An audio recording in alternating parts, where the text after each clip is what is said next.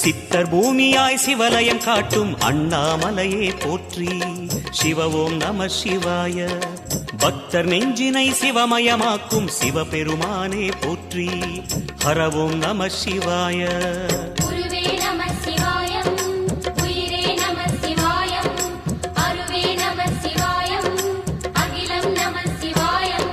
நம சிவாய நம சிவாய ஓம் நம சிவாய. நம சிவாய நம சிவாய ஓம் நம சிவாய.